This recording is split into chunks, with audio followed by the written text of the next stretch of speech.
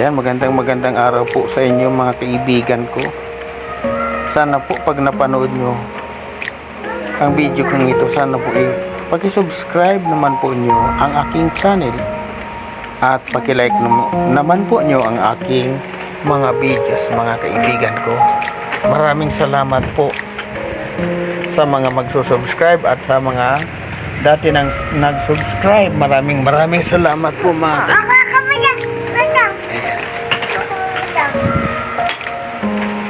Yan mga kaibigan ko. Narito pala mga kaibigan ko yung aking kakambal. Ayan po mga kaibigan ko yung aking kakambal po mga kaibigan ko, ay napakabait po nito. At magaling po yan magluto ng tinapay. Grabe, kaya wala po ako. Siya muna mga kaibigan ko ang magluluto. Mga kaibigan ko. Grabe. Pero ang pinagtataka ko po mga kaibigan ko, bakit nakatabon siya sa ulo ng tuwalya, parang basahan naman yung mga kaibigan ko.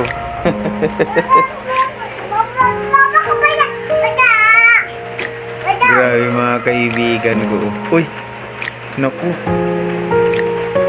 parang giniginaw pa siya mga kaibigan ko. Grabe, mukhang inaantok. Antok na antok pa. Grabe, ano? Pero masipag po yan mga kaibigan ko. Ayan. Mukhang hindi mapakali. Ay mga kaibigan ko, tiningnan niya yung kanyang mga listahan. Parang listahan po yan ng utang niya. Grabe. Marami yatang utang tong kakambal ko.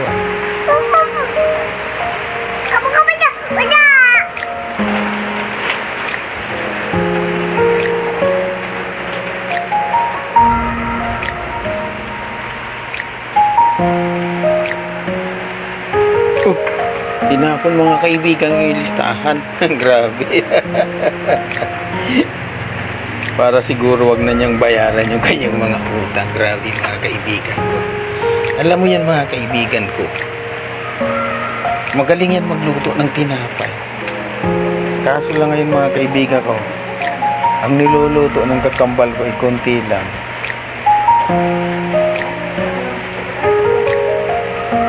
Ay grabe. Mukhang lutong-luto na yung kanyang tinapay. Kaya hinango na niya. Mukhang ang sarap niya mga kaibigan ko. Pag yan samahan mo ng palaman ng mayonnaise, talagang masarap po yan.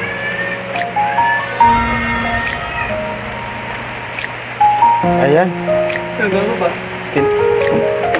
Tinaktak sa lamisa mga kaibigan ko.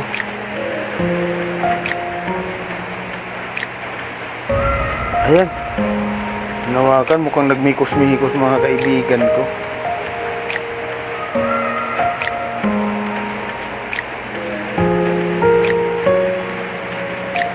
Sarap yan Lalo na mga kaibigan ko, madaling araw po yan nagluluto si kakambal ko.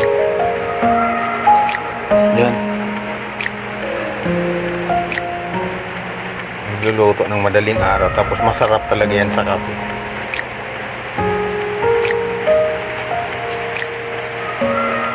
Wow na mga kaibigan ko.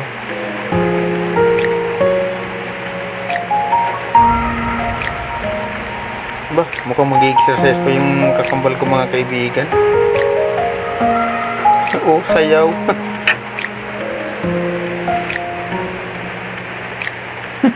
Ginaya pa mga kaibigan ko si Aisa.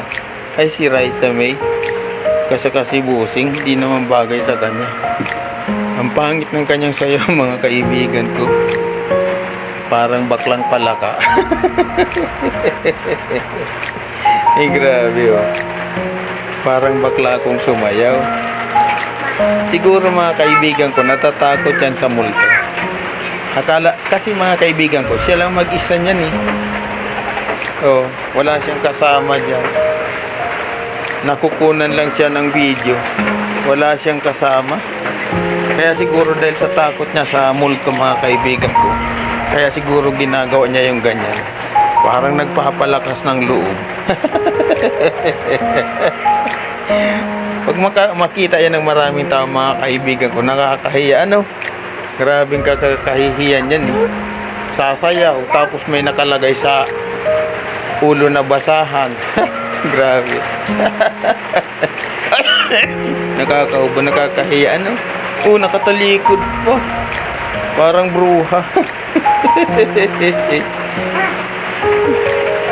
Pero mahihain po talaga yan sa totoong buhay. Mahihain po yan, parang hindi makabali yan ng lutong kamuti, mga kaibigan ko. Wala yan, mahina yan.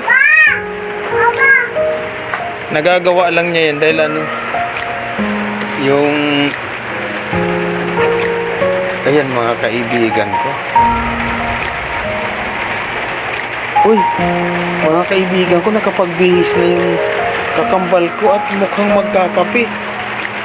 Grabe. Ay, mga kaibigan ko, sobrang mukhang sumayaw pa. Sobrang ang lakas yata nito kumain ng tinapay. Oh, grabe. Ayan, naupo na po. Ay, nagdasal pa. Grabe, nagdasal. Magkakape lang eh. Okay naman magdasal habang nagkakape. Yan. Uminom na. Mainit naman. Kumain na. Naku, sinawsaw sa kape yung pandesal. Ay, nahinugasan niya dun sa kape. Napakalinis niya.